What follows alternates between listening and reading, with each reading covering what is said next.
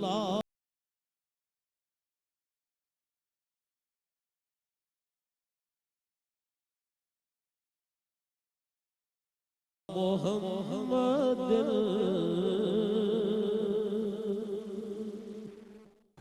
اللہ الرحمن الرحیم، الحمدللہ رب العالمین والصلاة والسلام علی خاتم النبیین۔ ناظرین محترم السلام علیکم ورحمۃ اللہ وبرکاتہ۔ پروگرام سیرت النبی، آپ کا میزبان ڈاکٹر محمود غزنوی اور آپ کے بہت ہی پسندیدہ اسکالر جناب شجاع الدین شیخ۔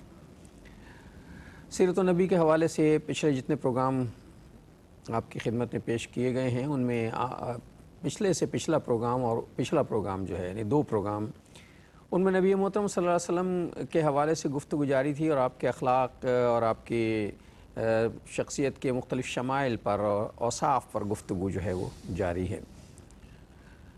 اور اس حوالے سے جو پچھلا پروگرام ہوا تھا، کچھ مجھے یاد آ رہا ہے کہ ہم ڈسکس کر رہے تھے کہ 3 افراد جو ہیں اس سوسائٹی کے بہت اہم افراد ہوتے ہیں، اور ان 3 افراد کو اللہ تعالیٰ نے ان خوش نصیب لوگوں میں پیدا فرمایا ہے یا انہیں وہ وظائف تفویض کر دیے ہیں جو عام لوگوں کو میسر نہیں آتے۔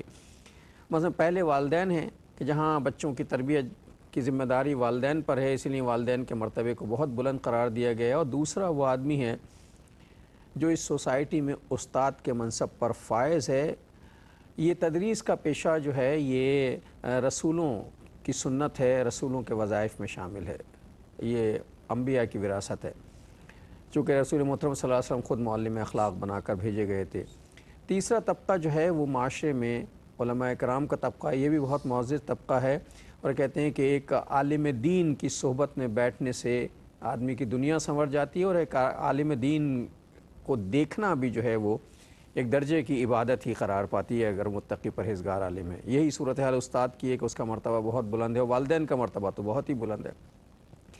تو یہ صورتحال پچھلے پروگرام میں زیر بحث تھی، اور ہم نے یہ کہا تھا کہ تینوں حضرات وہ ہیں جنہیں خود لوگ میسر آتے ہیں، خاندان میں اولاد میسر آتی ہے تربیت کے لیے، استاد کو چل کر طالب علم آتے ہیں اس کے پاس، وہ اپنی بات کہہ سکتا ہے، اور عالم دین بھی وہ ہیں ائمہ کرام جو ممبر پر متمکن ہوتے ہیں ہر جمعے کو، تقریباً ایوریج 200 سے 250 300 افراد جو ہیں انہیں میسر آتے ہیں۔ اس موقع سے اگر وہ فائدہ اٹھا لیں تو زندگی بھی سنور سکتی ہے، معاشرہ بھی سنور سکتا ہے، اور آخرت تو سنور ہی جائے گی۔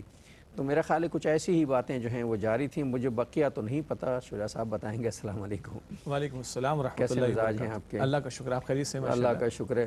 تو اتفاق سے یہ کہ ہمارا اور آپ کا انہی 3 طبقات سے تعلق ہے، مطلب والدین بھی ہیں، آپ ماشاءاللہ عالم بھی ہیں، آپ کو جمعہ کا جو ہے وہ ممبر میں اثر آتا ہے مدتوں سے، مجھے کچھ طالب علم بھی مل جاتے ہیں بات کرنے کے لیے۔ یہ الگ بات ہے کہ ماڈرن تعلیمی نظام کے طالب علم ملتے ہیں جن کے سامنے اپنی بات کرنا بڑا مشکل ہوتا ہے۔ بہرحال جی، نحمدہ و نصلی علی رسولہ الکریم، اما بعد، بسم اللہ الرحمن الرحیم، اللہم صلی علی محمد وعلی آل محمد وبارک وسلم۔ پچھلے پروگرام میں نبی مکرم صلی اللہ علیہ وسلم کے اخلاق کریمہ کے حوالے سے بھی کچھ ہم نے بات کی تھی، اور یہ ذکر بھی ہوا تھا۔ اب ہم انشاءاللہ ہماری اس سیریز میں نبی اکرم صلی اللہ علیہ وآلہ وسلم کی حیات طیبہ کے مختلف گوشوں پر کلام کریں گے۔ آپ اصلاً تو آپ کا اہم ترین جو منصب ہے وہ یہ کہ آپ اللہ کے رسول ہیں صلی اللہ علیہ وآلہ وسلم، البتہ ایک والد کی حیثیت، ایک شوہر کی حیثیت، ایک استاد کی حیثیت، ایک مربی کی حیثیت، ایک مزکی کی حیثیت، ایک سپہ سالار کی حیثیت، ایک داعی دین کی حیثیت، ایک انقلاب برپا کرنے والی عظیم ترین ہستی کی حیثیت، یہ بہت سارے پہلو ہیں آپ صلی اللہ علیہ وسلم کی زندگی کے اور گوشے ہیں جن پر انشاءاللہ اب ہم رفتہ رفتہ کلام کریں گے۔ بات پچھلے پروگرام میں چل پڑی، جس کی طرف آپ نے اشارتاً بڑے خوبصورت انداز میں خلاصے کے طور پر بات رکھ بھی دی، کہ ہم نے یہ محسوس کیا اور یہ سمجھا بلکہ کہ معاشرے میں 3 طبقات یا 3 قسم کے افراد وہ ہیں کہ جن کا بہت بڑا کردار، بہت بڑا رول ہے معاشرے کی اصلاح میں۔ ایک والدین کا کردار، ایک اساتذہ کا کردار، اور ایک علماء کرام کا، خصوصاً وہ کہ جن کے پاس ممبر کی ذمہ داری موجود ہے، اور یہ وہ بلا مبالغہ، بلا شبہ ایک فطری طرز عمل ہے۔ لا محالہ اولاد ماں باپ کے ساتھ گھر میں رہتی ہے، اولاد کی تربیت کرنا ماں باپ کی ذمہ داری، اسی طرح اساتذہ کے پاس شاگرد موجود ہوتے ہیں اور ان کو کہیں چل کر نہیں جانا پڑتا، اسی طریقے پر جو لوگ ممبر کی ذمہ داری پر فائز ہیں، بلا شبہ کہیں 250 افراد کہیں 2500 تک افراد بڑی مساجد میں ان کو ہر وقت ہر جمعے کو میسر آتے ہیں، اور ہم نے یہ کوشش کی اس بات کو ہم سمجھنے کی کوشش کریں، دہرانے کی کوشش کریں، یاد دہانے کی کوشش کریں کہ اگر یہ ذمہ داریاں اپنے اپنے مقام پر صحیح طریقے پر ادا ہوتی رہیں تو کتنے بڑے پیمانے پر پیغام دین بھی پہنچ سکتا ہے، اللہ سبحانہ وتعالیٰ کے دین کا پیغام بھی پہنچ سکتا ہے، لوگوں کی تربیت کا بھی اہتمام ہو سکتا ہے۔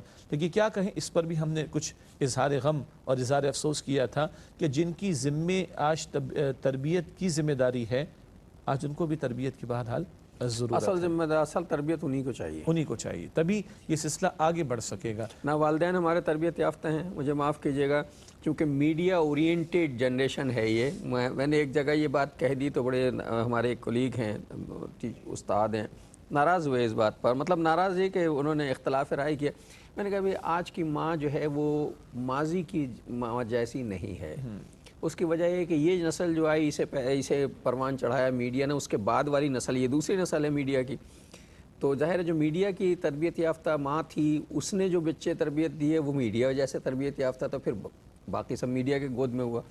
کرنے صاحب ایسا نہیں، آج کی ماں تو بہت جو ہے بہت ذمہ داریاں ادا کر رہی، پچھلی ماں کر ہی نہیں سکتی تھی، وہ ملازمت بھی کر رہی، وہ بازاروں میں بھی ہے، وہ بس یہیں سے اختلاف ہمارا شروع ہو جاتا ہے۔ جی وہ ہر جگہ ہے، اصل جگہ نہیں ہے، اصل جگہ نہیں ہے۔ بہرحال تو اس پر بھی ہم ویسے کلام کر چکے ہیں کہ ایک عورت کا اصل ٹھکانہ کیا ہے، ایک عورت کا اصل مقام کیا ہے، اور نبی مکرم صلی اللہ علیہ وسلم نے ایک عورت کی بیوی ہونے کے ناطے کیا ذمہ داریاں بیان فرمائیں، ماں ہونے کے ناطے کیا ذمہ داریاں بیان فرمائیں، اور کتنا بڑا اس کو مقام اور رتبہ رسالت میں آپ صلی اللہ علیہ وسلم نے عطا فرمایا۔ بہرحال اس پر ہم مختلف مواقع پر کلام کر چکے ہیں۔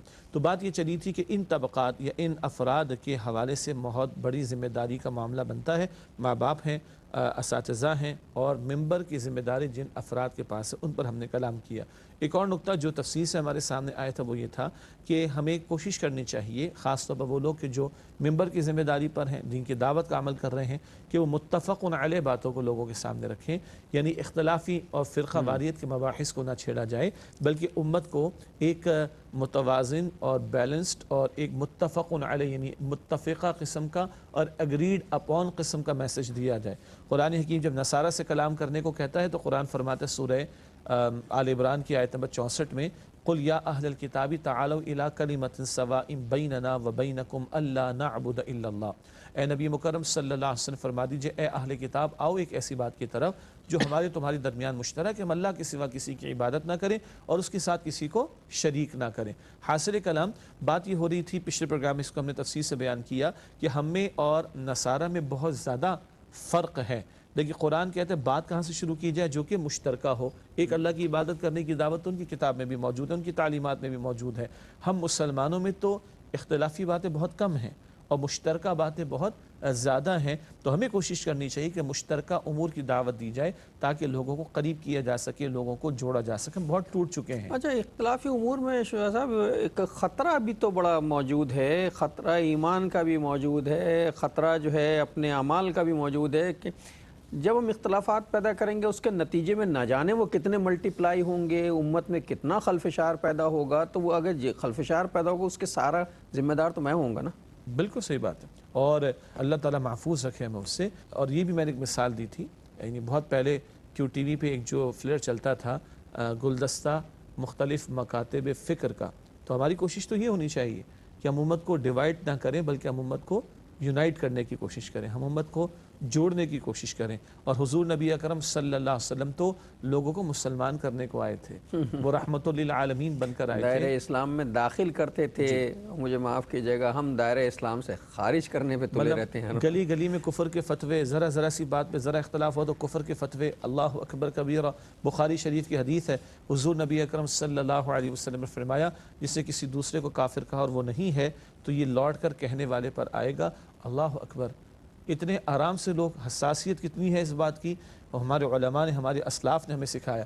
امام ابو حنیفہ رحمۃ اللہ علیہ فرماتے ہیں بالفرض ایک شخص ایک جملہ کہے جس کے تقریباً 100 معانی نکلتے ہوں اور 99 مفاہیم اور معانی کفر پہ نکلتے ہوں اور ایک مفہوم اسلام پر نکلتا ہو، اس شخص کو بھی کافر قرار دینے میں احتیاط کی جائے گی. وہ 1% کا بینیفٹ اس کو دیا جا رہا ہے. یہ امام ابو حنیفہ رحمۃ اللہ علیہ کے بارے میں ہمارے اہل علم نے اس بات کو نقل فرمایا.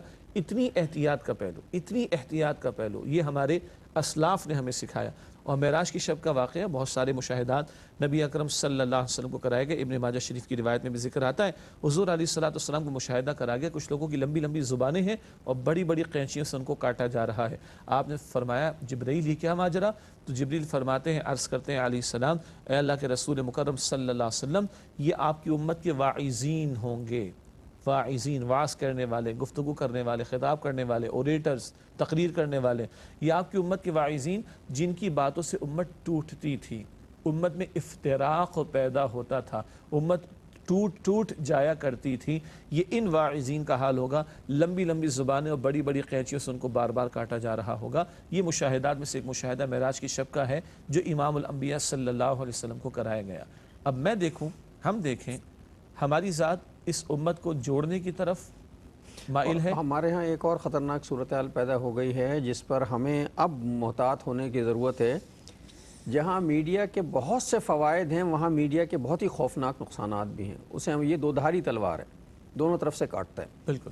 یعنی میڈیا جب سے آیا ہے تو اب یہ ٹریڈیشنل اور کنونشنل میڈیا جو ہے ہمارا، یعنی جو یہ جس پہ ہم بیٹھے ہوئے آپ سے گفتگو کر رہے ہیں، یہ آہستہ آہستہ پس منظر میں جا رہا ہے. سوشل میڈیا جو ہے وہ اس پر طبقت حاصل کر رہا ہے. سوشل میڈیا جو ہے بچے بچے کے ہاتھ میں، اختیار میں. ہر آدمی کا اپنا چینل ہے. اب جو مختلف سوشل میڈیا کی سائٹس ہیں وہاں اس قسم کے واعظین بہت زیادہ موجود ہیں. اس میں وہ ساری احتیاطیں نظر انداز کر دیں. تو یہ احتیاط اس بات کی بھی کہ اگر فرض کیجئے کہ میرا کوئی کلپ آ جاتا ہے میڈیا پر اور میں کوئی ایسی بات کر رہا ہوں تو اسے آنکھیں بند کر کے آگے بڑھانے سے گریز کرنا چاہیے. جی، یہ بھی اس برائی کو پھیلانا ہے. بالکل. خواہ ہم برائیوں کو پھیلانے کا ذریعہ بن رہے ہیں، اختلافات پھیلا رہے ہیں. بس بات وہی جو میں عرض کرنا چاہ رہا تھا.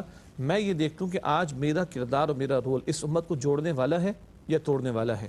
حضور نبی اکرم علیہ السلام رحمت بن کر آئے، رحمت للعالمین بن کر آئے. وہ انسانیت کے لیے رحمت بن کر آئے، امت کے لیے وہ رحمت ہیں اور امت کو جوڑ کر گئے ہیں. بلال فارس، حضرت بلال حبشہ کے تھے رضی اللہ تعالیٰ عنہ، حضرت سلمان فارس کے تھے رضی اللہ تعالیٰ عنہ، حضرت صہیب روم کے تھے رضی اللہ تعالیٰ عنہ. ان اللہ اکبر، گلوبلائزیشن اور کس چیز کا نام؟ یہ ہم باتیں پہلے بھی کر چکے ہیں. حضور نبی اکرم علیہ السلام جوڑ کر گئے. قبائل جو لڑتے تھے ان کو جوڑ کر گئے، جو خون کے پیاسے تھے، جان کے دشمن تھے، ان کو جوڑ کر گئے ہیں. آج میں دیکھوں، میں سیرت النبی کا پروگرام کر رہا ہوں، میں نبی اکرم علیہ السلام کے اسوہ حسنہ کی آیت دہراتا ہوں، بار بار پڑھتا ہوں، سب کو یاد ہے. آج ہم حضور علیہ السلام کے اسوہ کی پیروی کرتے ہوئے اس امت کو جوڑنے والوں میں شامل ہیں یا توڑنے والوں میں شامل ہیں. یہ مجھے ایک باپ کی حیثیت میں بھی سوچنا ہے، ایک استاد کی حیثیت میں بھی سوچنا ہے، ایک معلم کی حیثیت میں بھی سوچنا ہے، ایک خطیب کی اور ایک اصحاب علم میں سے اگر ہوں تو اس حیثیت میں مجھے سوچنا چاہیے. ناظرین وقفہ لیتے ہیں، پھر آ کے بات کریں گے. السلام علیکم ورحمۃ اللہ وبرکاتہ. Welcome back. ناظرین وقفے کے بعد پروگرام سیرت النبی صلی اللہ علیہ وآلہ وسلم میں آپ کا خیر مقدم ہے. بات اختلاف اور اتفاق کی ہو رہی تھی اور یہ کہ اخلاص نیت پہ کسی کے جو ہے وہ ہم شبے کا اظہار نہیں کر سکتے، اس نے کہ معاملہ خالصتاً بندے کا ہے، اس کے دل کا ہے اور دل کے معاملوں کو، دل کے حالات کو صرف اللہ جانتا ہے. مجھے یاد آ رہا ہے کہ سیرت کا پروگرام کرتے ہوئے ایک واقعہ ہم نے بیان کیا تھا. ایک جنگ کا موقع تھا کہ ایک شخص کو جو ہے وہ قتل کر دیا جنگ کے دوران، اور کسی نے رسول اللہ سے جا کر یہ اطلاع دی، رسول اللہ کو شکایت کی یا اطلاع دی اور یہ کہا کہ حضور اس نے کلمہ پڑھ لیا تھا لیکن ہمارے ساتھی نے جو ہے اسے قتل کر دیا. آپ صلی اللہ علیہ وسلم جو ہیں بہت سخت ناراض ہوئے. تو جن صحابی نے انہیں قتل کیا تھا، ظاہر اللہ کی راہ میں جہاد ہو رہا ہے اور دشمنی دوستی تو اللہ کے لیے، ان کے اخلاص نیت اپنی جگہ تھا کہ یہ اللہ کا دشمن ہے. انہوں نے کہا کہ حضور اس نے جان کے خوف سے کلمہ پڑھ لیا تھا. تو حضور نے فرمایا صلی اللہ علیہ وسلم اشققت قلبہ، کیا تم نے اس کے دل کو چیر کر دیکھا تھا کہ اس نے جان بچانے کے خوف سے کلمہ پڑھا ہے یا ویسے ہی مسلمان ہونے کے لیے کلمہ پڑھا؟ اور کیا ہو جائے گا اگر یہ بالفرض یہ کلمہ اللہ کے ہاں تمہارے خلاف شکایت لے کر کھڑا ہو جائے؟ تو ایک مسلمان کو کافر قرار دینا اور ایک مسلمان کا قتل کرنا کتنا بھاری معاملہ. یہ تو یہ ہے کہ اس نے اقرار کر لیا ہم ظاہر کے پابند ہیں. ایک شخص آج آ کر اشہد ان لا الہ الا اللہ وحدہ لا شریک لہ واشہد ان محمدا عبدہ ورسولہ کہے، ہم باؤنڈ ہیں کہ ہم اس کو مسلمان مانیں. وہ جی دل میں پڑا, دل کا حال اللہ جانتا ہے. ہمارا اس سے مسئلہ, ہمارا مسئلہ ہی نہیں ہے. وہ مسئلہ ہمارا نہیں, وہ اللہ تعالیٰ قیامت کے دن فیصلے کر دے گا. دنیا کے فیصلے ظاہر کی بنیاد پر ہوں گے. یہ اتنا اہم معاملہ ہے, اتنا اہم معاملہ کہ حضور نبی اکرم علیہ السلام فرمانے نمبر 1, کیا تم نے اس کا سینہ چاک کر کے دیکھا تھا, دل کھول کر دیکھا تھا؟ اور نمبر 2, اگر یہ کلمہ تمہارے خلاف کل قیامت کے دن کھڑا ہو گیا تم کیا جواب دو گے اللہ سبحانہ وتعالیٰ کو؟ اتنا شدت غضب کہہ لیجئے, مجھے اجازت دیجئے, حضور نے اس پر اظہار فرمایا ہے. تو ہمیں بھی اندازہ کرنا یہی چاہیے. معاملہ زندگی کے ان اختلافی معاملات میں کہ ہمیں اس کے اخلاص کا نہیں پتہ, اس کے علم کی وسعت کا نہیں پتہ. ممکن ہے وہ اپنی بات صحیح کہہ رہا ہو, یا اس میں 1% اس کی بات سچ کی بنیاد پر ہو اور اس میں مخلص ہو پوری طرح. اور دوسری بات ڈاکٹر صاحب, علمی بنیاد پر اختلاف ہونا ایک شے ہے, وہ تو پوری امت میں چلا آ رہا ہے, کوئی مسئلہ نہیں. علمی بنیاد پر اور علمی دلیل کے ساتھ اختلاف ہونا ایک شے ہے. تفرقہ بازی کرنا دوسری بات ہے, امت کو توڑنے کی بات کرنا دوسری بات ہے, کفر کے فتوے ایشو کرنا, لگانا, یہ دوسرا مسئلہ ہے. علمی دلیل کے ساتھ اختلاف تو یہ امت کا خاص سارا, کوئی حرج کی بات نہیں. قرآن کہتا ہے وَلَا يَزَالُونَ مُخْتَلِفِينَ, اختلاف تو رہے گا, لیکن فرقہ واریت کا معاملہ آ جائے, کفر کے فتوے لگنا شروع ہو جائیں, لوگوں کو دائرہ اسلام سے خارج کرنے کی تحریکیں لگنا شروع ہو جائیں, یہ ہے جس سے ہمیں روکا گیا, جس سے ہمیں بچنا ہے. تو بہرحال ہم تو یہی عرض کرنا چاہیں گے کہ ہم یہ دیکھیں آج ہم اس امت کو جوڑنے والوں میں شامل ہیں یا توڑنے والوں میں شامل ہیں. سمپل سی بات ہے. بات ہو رہی تھی اساتذہ کرام, علماء کرام کی بات سیرت کے حوالے سے ہو رہی ہے. ہم اپنے موضوع سے ہٹ کے گفتگو نہیں کر رہے, سیرت کے جو بنیادی تقاضے ہیں ان کے مطابق ہی بات ہو رہی ہے. ایک استاد کی زندگی میں سب سے اہم ترین رول اس بات کا ہے کہ وہ اپنے شاگرد کی سیرت سازی, جسے ہم آج کی زبان میں کہتے ہیں کیریکٹر بلڈنگ, اس کی کیریکٹر بلڈنگ کرے. ہم تو صرف پڑھاتے ہیں, سبجیکٹ پڑھاتے ہیں, گزر جاتے ہیں. ہمیں یہ نہیں پتہ ہوتا کہ اس سبجیکٹ کے نتیجے میں انسان بھی بنے گا. اچھا انسان نہیں بناتے, اچھا طالب علم بنا کے یا اچھا جو ہے ایکسپرٹ بنا کے, سبجیکٹ ایکسپرٹ بنا کے ہم چھوڑ دیتے ہیں. وہ فیلڈ میں جا کے جو کچھ کر رہا ہوتا ہے وہ سب کچھ ہمارے سامنے ہے. تو طالب علم کی کیریکٹر سازی, کیریکٹر بلڈنگ اس وقت ممکن ہے جب اس کی ذہنی سطح کے مطابق اسے علم دیا جائے گا. اور یہی صورتحال علماء کے ممبر پہ بیٹھ کر جب آپ علم بانٹنا شروع کرتے ہیں تو جو سامنے لوگ بیٹھے ہوتے ہیں وہ سارے پڑھے لکھے نہیں ہوتے, ان کی وہی پوزیشن ہوتی ہے جو کلاس میں طالب علم کی ہوتی ہے. بالکل. اچھا, پہلی بات تو ذرا بڑا اہم نقطہ ایک اور سامنے آ گیا کہ کردار سازی یہ اہم ترین ذمہ داری ہے استاد کی. ہم دنیا کا کوئی سبجیکٹ بھی پڑھا رہے پڑھائیں, لیکن اہم ترین بات انسانوں کی کردار سازی ہے. اور اللہ کے پیغمبر علیہ السلام جہاں یہ فرماتے ہیں بعثت معلما, مجھے معلم بنا کر بھیجا, وہ یہاں فرماتے ہیں بعثت لاتمم مکارم الاخلاق, کہ مجھے اعلیٰ ترین اخلاق کی تکمیل کے لیے بھیجا گیا. تو حضور معلم بھی ہیں صلی اللہ علیہ وسلم اور معلم اخلاق بھی ہیں صلی اللہ علیہ وآلہ وسلم. پوچھا گیا کہ استاد کیا بناتا ہے؟ مثلا سوال یہ اٹھا کہ بھائی یہ آپ کے سامنے مگ ہے, گلاس ہے, تو یہ کسی فیکٹری میں بنا ہوگا نا. یہ ٹیبل ہے, کسی کارپینٹر نے اس کو بنایا ہوگا. اس کا گلاس کسی فیکٹری میں بنا ہوگا. یہ کپڑے کسی درزی کی دکان یا گارمنٹ فیکٹری میں بنے ہوں گے. اسی طریقے پر کوئی پلاسٹک کا آئٹم ہے تو کسی فیکٹری میں بنا ہوگا.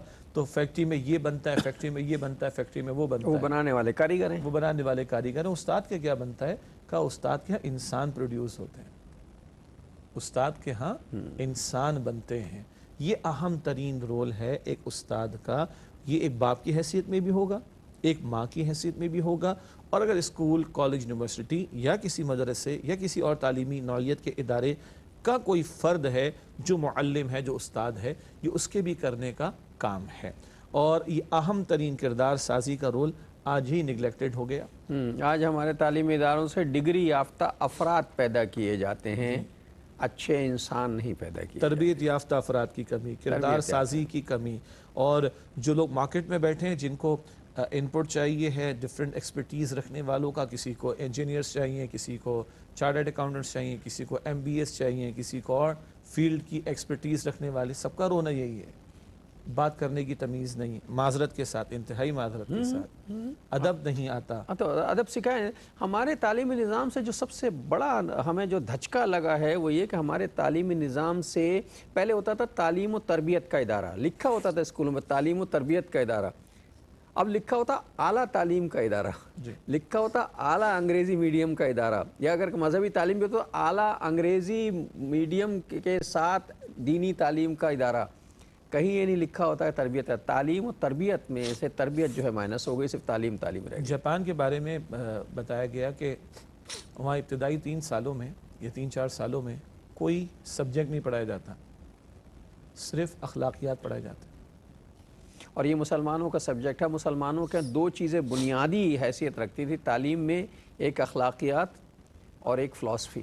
جی، فلسفی اس لیے کہ کائنات کو سمجھا جائے، اللہ کو سمجھا جائے، اور منطق سمجھی جائے، وہ فلسفہ سمجھا جائے، اور اخلاقیات سمجھا جائے، چونکہ سب سے بنیادی کام اخلاقیات کا ہے۔ ڈاکٹر بھی ہونا چاہیے، انجینئر بھی ہونا چاہیے، لیکن اچھا مسلمان انجینئر نہیں ملتا، اچھا مسلمان ڈاکٹر کہاں سے ملے گا؟ صاحب کردار صاحب کردار ڈاکٹر کہاں سے ملے؟ آج مجھے معاف کیجیے گا، ڈاکٹر کے بارے میں بات کرتے ہوئے میں نہیں کہتا 90% لوگوں کا ڈاکٹروں کے بارے میں تاثر اچھا نہیں ہے، جی، ہاسپٹلس کے بارے میں ان کا ایٹیچیوڈ مختلف فیلڈز اور میں تمام شعبات میں، صرف ڈاکٹر کی بات نہیں، انجینئرس کے عالم میں یہ حال ہے۔ جی، یعنی یہ ہم سب کا مجموعی مسئلہ ہے۔ ہم مرثیہ اس لیے نہیں کہہ رہے یا یہ اظہار افسوس اس لیے نہیں کر رہے کہ ہم کسی کو ہٹ کر رہے ہوں یا کسی پہ ٹانٹنگ کر رہے ہوں، بلکہ یہ ہمارا مسئلہ ہے۔ اور میں تو خود اپنی فیلڈ کے بارے میں کہتا ہوں 80% اساتذہ، بلکہ اس سے بھی زیادہ اساتذہ جو ہیں وہ استاد نہیں ہیں جو انہیں ہونا چاہے، انکلوڈنگ مائی سیلف۔ جی، تو یہ ہمارا مجموعی مسئلہ ہے۔ اب یا تو ہم اس پہ روتے رہیں اور ہم گفتگو کریں، مسئلہ ختم ہو جائے، مطلب پروگرام ختم ہو جائے، نہیں، ہمیں اس مسئلے کا حل تلاش کرنے کی ضرورت ہے۔ تو کہاں سے آغاز ہوگا؟ میں چاہتا ہوں آپ آغاز کریں۔ جی، ہم سب ایک دوسرے پر شاید آپ انتظار کریں کہ میں آغاز کروں، تو نہ میں نے کرنا ہے نہ آپ نے کرنا ہے۔ آغاز ہوگا میری اپنی ذات سے۔ وہ جو دنیا، بھائی وہ بچپن میں کتاب چھوٹی سی پڑھی، اس کو بڑا اچھا جملہ تھا، either we are cause of the problem اور سولوشن ٹو دا پرابلم، یا تو مسئلے کی وجہ ہیں یا مسئلے کا حل ہے، تیسرا کوئی امکان نہیں۔ تو بھائی مسئلے تو سب کو پتہ ہے، مسئلے کو سب رو رہے ہیں، مرثیہ سب کہہ رہے ہیں، اظہار افسوس سب لوگ کر رہے ہیں، ٹانٹنگ سب لوگ کر رہے ہیں، انگلیاں سب لوگ اٹھا رہے ہیں۔ آئیے میں اور آپ مسئلے کا حل بننے کی کوشش کریں۔ میری اس ذات پر حضور نبی اکرم علیہ السلام کی تعلیمات حتی الامکان ان کی پاسداری ہو۔ مجھے کس نے روکا؟ میرا اپنا گھر، مجھے کس نے روکا؟ اچھا نہیں، لوگ جھوٹ بول رہے ہیں تو بھائی میں بھی جھوٹ بولوں گا تو جھوٹوں کا اضافہ ہی ہو رہا ہے نا، تو پھر کیا مجھے حق رہتا ہے کہ میں کسی کو بولوں کہ بھائی لوگ جھوٹ بول رہے ہیں؟ فرق کیا پڑا؟ فرق وہاں پڑے گا لوگ جھوٹ بول رہے ہیں جو کہ غلط ہے، مجھے سچ بولنا ہے۔ لوگ ملاوٹ کر رہے ہیں جو کہ غلط ہے، مجھے کھرا کام کرنا ہے، مجھے سچا کام کرنا ہے، مجھے ٹھیک کام کرنا ہے، مجھے ملاوٹ کا معاملہ نہیں کرنا۔ لوگ تو جناب ان میں صبر نہیں ہے، اب میں بھی بے صبرہ بن جاؤں تو پھر میں کیا حق رکھتا ہوں کہ میں بے صبری پہ لوگوں کے کامنٹس پاس کروں؟ میں صبر کا مظاہرہ کرنے کی کوشش کروں۔ یہاں سے تبدیلی آئے گی، یہاں سے چینج آئے گی۔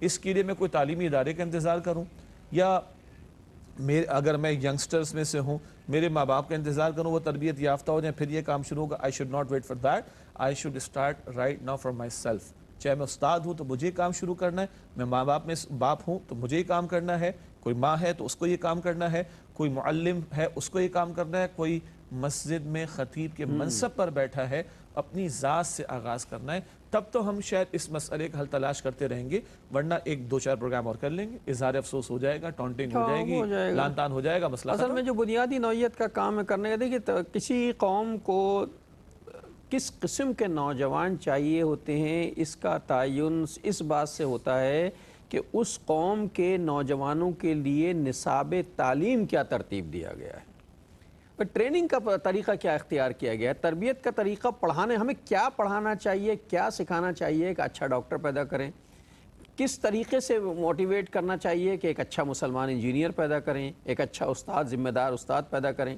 اس کا تعلق نصاب تعلیم سے ہے۔ ہمارے نصاب تعلیم میں کوئی ریشو ہے ہی نہیں نا دینی تعلیم کا اور اخلاقیات کا، کوئی اخلاقیات کا تو کہیں بھی نہیں ہے، 1% بھی نہیں ملتا کہیں۔ جی، بہت کم ملے گا، اور جہاں ہے بھی تب اس کو پڑھانے والوں کا معاملہ، اور اس فوکس کے ساتھ پڑھانا کہ ہم نے تربیت کرنی۔ آج ہمارا عام جو سسٹم آف ایجوکیشن چل رہا ہے اس میں تمہیں مارکس چاہیے، نمبرز کسی طرح آ جائیں، وہ رٹا لگا کر آ جائیں، وہ معاف کیجیے گا وہ چیٹنگ کر کے آ جائیں، وہ سورس لگوا کر آ جائیں، دیٹس اٹ۔ یا کچھ لوگ تو یہ تکلف بھی نہیں کرتے، وہ معاف کیجیے گا جعلی ڈگری بھی نکلوا لیتے ہیں، بھلے اسکول جانے کی، کالج بھیجنے کی بچوں کو ضرورت نہیں، تکلف کر لیتے ہیں بس اس بات کا کہ ڈگری جعلی نکلوا لی۔ تو فوکس ہے ہی نہیں نا۔ اگر کہیں کچھ نصاب میں کچھ حصہ بھی آیات قرآنی کا تھوڑا بہت، یا اسی طرح اردو کے اندر کچھ اس طرح کی داستانیں یا کچھ اس طرح کی کہانیاں، ان سے کوئی میسج گیونگ والی بات ہو، اب پڑھانے والے لوگ کون ہیں؟ کیا ان کا یہ فوکس ہے؟ اصل میں ایک اور بھی معاشرے میں ایک جو اور بری صورتحال پیدا ہو گئی وہ یہ کہ ہم نے اپنے تعلیمی نظام کو لوگوں کے حوالے کر دیا. اچھا، جن لوگوں کے حوالے کیا ہم نے انہیں تعلیمی نظام سے منسلک ہونے پر ان کی بازپرس اور انکوائری بھی نہیں کی. مثلا میں ایک بہت بڑا تعلیمی ادارہ کھولنا چاہتا ہوں چونکہ میرے پاس پیسہ ہے. میرا تعلیمی پس منظر کیا ہے، میرا کردار کیا ہے، سوسائٹی میں میرا مقام و مرتبہ کیا، اس سے کوئی سروکار نہیں ہے. بھئی اس سے سروکار ہے کہ جی پیسے اچھے ہیں، بلڈنگ اچھی بنائی ہے، ایئر کنڈیشن کلاس روم بنائے ہیں، بزنس ہے، اچھا بزنس ہے. تو جب بزنس ہوتا ہے تو پھر طالب علم جو ہے وہ کلائنٹ بن جاتا ہے، پروڈکٹ نہیں رہتا. طالب علم کو پروڈکٹ ہونا چاہیے، کلائنٹ نہیں ہونا چاہیے. جب کلائنٹ بن جائے تو کلائنٹ کے لیے تو پھر بزنس کا اصول یہ ہے نا کہ کلائنٹ کو خوش رکھو، اس لیے کہ کلائنٹ جو ہے ہمارے پروفٹ کا سبب ہے. بالکل. تو ڈگری بکے گی. تو جب یہ کمرشلائزیشن اور جب یہ سارا بزنس بن چکا اکثریت کے کیسز کے اندر تو اس کے نتائج بھی پھر ہمارے سامنے. اور یہ کس قدر بھیانک صورتحال ہے. بالکل. یعنی ہم اسے بہت معمولی بات سمجھتے ہیں کہ نہیں صاحب ایسا نہ، یہ اتنی معمولی بات نہیں ہے. اسی کا نتیجہ ہے کہ آدھی سے زیادہ قوم ہماری جو ہے وہ اس وقت غیر تربیت یافتہ، بلکہ اس سے بھی زیادہ کوئی 80% قوم جو غیر تربیت یافتہ ہے. جو قومیں غیر تربیت یافتہ نوجوان پیدا کریں وہ مستقبل کیا ہوگا اس کا اندازہ بھی انتہائی خوفناک انداز لگایا جا سکتا ہے. السلام علیکم ورحمۃ اللہ وبرکاتہ. ویلکم بیک ناظرین. وقفے کے بعد پروگرام سیرت النبی صلی اللہ علیہ وآلہ وسلم میں آپ کا خیر مقدم ہے. بات یہ ہو رہی تھی کہ استاد کا رول کیا ہونا چاہیے اور ایک مولوی صاحب کا رول کیا ہونا چاہیے. مولوی صاحب کے عالم دین کا رول کیا ہونا چاہیے. تربیت کیسے ہوگی، لوگوں تک علم منتقل کیسے ہوگا. یہ جو ابھی شجاع صاحب کہتے ہیں رٹا لگانے کا ایک رواج ہے، تو رٹا تو لگائے گا وہ جب ہمارے یہاں اس طرح کی صورتحال شروع ہو جائے گی کہ ہم ملٹی میڈیا کا بٹن دبائیں گے، سلائڈ دکھائیں گے اور کہیں گے اسے نوٹ کر لو، تو وہ نوٹ بھی نہیں کرتا. وہ کہتا سر ایسا کیجیے گا کہ آپ مجھے سینڈ کر دیجیے گا، میں گھر پہ پڑھ لوں گا. وہ یہ بھی نہیں کرتا، میں ڈاؤن لوڈ کر لوں گا. اب تو وہ یہ بھی نہیں کرتا. تو لکھنے کی تربیت ختم، سمجھنے کی. اب ٹیچر بول رہا ہے تو وہ سن نہیں رہا، وہ سلائڈ دیکھ رہا ہے وہاں بیٹھا، تو وہ توجہ ختم ہو گئی. اصل بنیادی رول یہ ہے کہ طالب علم کی تعلیم اور مولوی صاحب جو جن لوگوں سے خطاب کر رہے ہیں وہ ان کی ذہنی سطح کے مطابق کیا جائے، تب جا کے وہ علم منتقل ہوتا ہے، ورنہ نہیں ہوتا. اب دیکھیے اگر یہاں سے بات اس طرح آگے لے کے چلیں کہ ہم تعلیم پر بات کر رہے تھے، تعلیمی نظام کے گوشوں کے حوالے سے بات کر رہے تھے، تربیت کی بات کر رہے تھے، ٹرینرز کی بات کر رہے تھے، تو چلیں اس سلسلے کو یوں آگے بڑھاتے ہیں کہ رسول اللہ صلی اللہ علیہ وآلہ وسلم بحیثیت معلم و مربی، حضور کا تعلیم دینے کا انداز اور حضور صلی اللہ علیہ وسلم کا تربیت دینے کا انداز، اسی پر ہم آگے بات کو بڑھاتے ہیں. اب یہ بات کہ جو طلباء ہیں، جو ہمارے شاگرد ہیں، جو ہمارے اسٹوڈنٹس ہیں، ان کی ذہنی سطح کے مطابق کلام کرنا. خود اللہ کے پیغمبر صلی اللہ علیہ وآلہ وسلم نے ارشاد فرمایا کلموا الناس علی قدر عقولہم، لوگوں سے کلام کرو ان کے فہم کے مطابق، ان کی ذہنی سطح کے مطابق. بڑی دلچسپ باتیں سامنے آتی. حضور کا خطاب عام بھی ہوتا تھا صلی اللہ علیہ وسلم، لیکن حضور علیہ السلام نے عورتوں کے لیے ایک دن علیحدہ مقرر کر رکھا تھا اور خاص ان سے حضور خطاب فرماتے، ان کے سوالات کے جوابات عطا فرماتے، ان کی ذہنی سطح، ان کے معاملات کے حوالے سے علیحدہ سے بھی حضور رہنمائی عطا فرماتے تھے صلی اللہ علیہ وسلم. کبھی عمر بن سلمہ رضی اللہ تعالیٰ عنہ بتاتے ہیں میں 5 سال کا تھا اور حضور نبی اکرم صلی اللہ علیہ وآلہ وسلم نے مجھے کھانے کے آداب سکھائے کہ بیٹا سیدھا ہاتھ سے کھاتے ہیں، اللہ کا نام لے کر کھاتے ہیں، سامنے سے کھاتے ہیں اور اس طرح کا اہتمام کرتے ہیں. یہ فرماتے ہیں میں 5 سال کا تھا تو حضور نبی اکرم صلی اللہ علیہ وآلہ وسلم نے مجھے اس طرح کھانا کھانے کے آداب سکھائے تھے. گویا بچوں کے لیے بھی آپ صلی اللہ علیہ وسلم تعلیم کا اہتمام کر رہے ہیں. اسی طریقے پر حضور نبی اکرم صلی اللہ علیہ وسلم کے سامنے اگر کوئی نوجوان آتا تو اس کی ذہنی سطح کے مطابق حضور صلی اللہ علیہ وسلم اس کو معاملہ بتاتے. کبھی ایک صاحب آتے ہیں اور کہتے ہیں یا رسول اللہ مجھے وصیت فرمائیے، تو حضور نے فرمایا کہ تم غصہ مت کرو. پھر عرض کرتے ہیں مجھے وصیت فرمائیے، آپ فرماتے لا تغضب، غصہ مت کرو. پھر آپ نے یہی دہرایا. تو اس کا یہ مطلب نہیں ہے کہ اور وصیتیں نہیں ہیں حضور کی صلی اللہ علیہ وسلم، بہت ساری وصیتیں، لیکن لگتا ہے کہ ان صاحب میں ان کی جو روحانی اور اخلاقی ترقی تھی اس میں ان کا غصے کا معاملہ وہ رکاوٹ بن رہا تھا. تو یہ اب ان کے فہم اور ان کے حالات اور ان کی ضرورت کے مطابق وہ بات ہے جو حضور صلی اللہ علیہ وآلہ وسلم ان کو تلقین فرما رہے ہیں. تو ایک اہم بات جب ہم کلام کریں اپنے طلباء و طالبات سے، اپنے شاگردوں سے، تو ہمیں ان کی ذہنی سطح پر کلام کرنے کی ضرورت ہے۔ اسی طرح وہ لوگ کہ جو ممبر کی ذمہ داری پر ہوں اور دعوت و تبلیغ کی ذمہ داری پر ہوں، انہیں معلوم ہونا چاہیے مجموعی اعتبار سے کہ ہمارے مخاطبین کون لوگ ہیں، ہمارے سامنے جو لوگ بیٹھے ہوئے ہیں وہ کون لوگ ہیں، ان کی ذہنی سطح کیا ہے۔ اصل یہی مسئلہ ہے۔ میں ایک بات جملہ معترضہ کے طور پر کہہ رہا ہوں، ہمارے یہاں ایک مصیبت یہ ہوتی ہے کہ ہمارے ہاں ٹیچر جب اپوائنٹ ہوتا ہے تو ڈگریاں دیکھ کر ہوتا ہے۔ مثلا یہ ڈگری ہے، فرسٹ ڈویژن کی ہے، یہ کیا ہے، یہ کیا ہے، یہ کیا ہے، اس سے کبھی یہ نہیں پوچھا جاتا یا اس کو نہیں دیکھا جاتا کہ اس میں سب کو ڈگریاں تو ہیں، کیا اس میں کمیونیکیشن کرنے کی، پڑھانے کی، ابلاغ کرنے کی صلاحیت بھی ہے یا نہیں ہے۔ چونکہ گفتگو کرنے کے لیے سب سے امپورٹنٹ چیز جو ہوتی ہے، جو ہمیں رسول اللہ صلی اللہ علیہ وسلم سے ہم کہتے ہیں یہ ابلاغیات کا علم جو ہے بڑا جدید علم ہے، جدید علم نہیں ہے۔ رسول اللہ صلی اللہ علیہ وسلم سب سے بڑے مبلغ اور سب سے بڑے ماہر ابلاغیات تھے۔ کمیونیکیشن اسکل اگر کسی کو سیکھنی تو رسول اللہ صلی اللہ علیہ وسلم سے سیکھی جائے کہ پڑھانا کس طرح ہے یا گفتگو کس طرح کرنی ہے۔ اس میں سب سے زیادہ امپورٹنٹ رول جو ہوتا ہے وہ سامنے والی ٹارگٹ آڈینس کا ہوتا ہے جس سے ہم گفتگو کر رہے ہیں۔ بالکل، تو یہ اہم نکتہ ہے کہ لوگوں سے ان کی ذہنی سطح کے مطابق کلام کیا جائے۔ قرآن کا بھی مزاج دیکھیں، جن لوگوں کی جب قرآن حکیم کا نزول ہو رہا ہے تو اس وقت بہت سارے لوگ بہت سی برائیوں میں مبتلا تھے۔ قرآن حکیم میں اول ان برائیوں سے بچنے پر زور کم دکھائی دیتا ہے، اول صورتوں میں، مکی صورتوں میں ایمانیات کا بیان زیادہ نظر آتا ہے۔ پہلے دل کی دنیا تو بدلے، جب دل کی دنیا بدلے گی، ایمان کی کیفیت پیدا ہوگی تو پھر لوگوں کے لیے احکامات پر عمل کرنا اور برائیوں سے رکنا اور بچنا بھی آسان ہو جائے گا۔ شراب کی حرمت کے احکامات کب آئے؟ مدنی زندگی میں آئے۔ مدنی دور میں گریجولی شراب کی احکامات، یعنی شراب کی ممانعات کے بارے میں احکامات بتدریج گریجولی آئے مدنی صورتوں میں۔ مکی صورتوں میں ایمان بنایا گیا۔ تو جہاں دعوت کا کام کرنا ہے، تبلیغ کا کام کرنا ہے، لوگوں کی اخلاقی تربیت کرنی، وہاں ان کے دلوں کو بدلنا، ان میں ایمان کی آبیاری، یہ شرط اول ہے، اور پھر ان کے سامنے تقاضے رکھے جائیں۔ ہم پہلے دن سے بھاری بھرکم تقاضے رکھ دیں، جبکہ زمین کو ہم نے ہموار نہ کیا ہو، نرم نہ کیا، اور ہم بغیر اس کے بیج ڈالنا شروع کر دیں، تو یہ بے انصافی کی بات بھی ہے، اور یہ پروڈکٹیو نہیں ہوگا، یہ مفید نہیں ہوگا۔ اچھی گفتگو کرنے کے علم کو اردو ادب میں فصاحت و بلاغت کہتے ہیں۔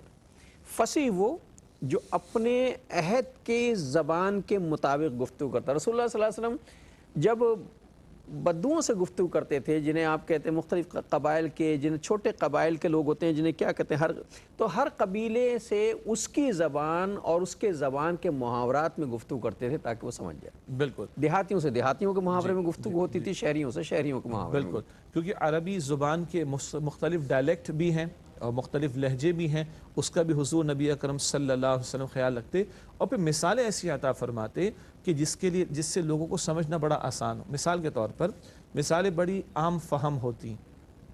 حضور نبی اکرم علیہ الصلوۃ والسلام نے دریافت فرمایا، دیکھو کسی کے گھر کے باہر ایک نہر ہو اور وہ دن میں 5 مرتبہ نہائے تو اس کے جسم پر میل باقی بچے گا؟ بالکل باقی نہیں بچے گا۔ اسی طرح جب 5 وقت کی نماز تم پڑھو گے تو اللہ تعالیٰ تمہارے جسم کو گناہوں کے میل سے اسی طرح پاک کر دے گا، تمہیں اسی طرح پاک اور صاف کر دے گا۔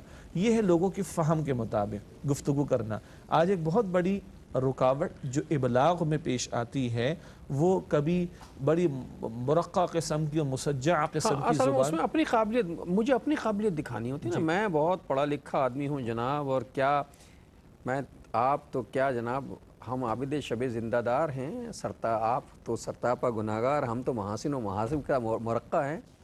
اب بتائیے یہ گفتگو اگر کی جائے گی کس کے پلے اہل پڑے گی؟ علم کی مجلس ہو تو بات سمجھ آتی ہے کہ اب عالمانہ، اچھا وہاں بھی ایک مخصوص موقع پر یہ گفتگو ہوتی ہے، ہر پڑھے لکھے لوگوں میں بھی یہ گفتگو نہیں ہوتی۔ نہیں ہوتی، تو اب پتہ چلا کہ میں نے الفاظ تو بڑے زوردار اور بڑے عالمانہ اور فاضلانہ اور باتیں بڑی ہائیسٹ انٹلیکچول کی کر ڈالی، لیول کی، لیکن اگلوں کو سمجھ کچھ نہیں آئی۔ کچھ تو سو گئے، کچھ کو جو ہے وہ نہیں، اس پھر تماشا ہوتا ہے نا، باہر جا کے کہتے ہیں یا مولوی صاحب بہت اچھی تقریر کر رہا تھا اور اس قدر کمال کا بول رہے تھے، میں تو بالکل ہکا بکا سن رہا تھا۔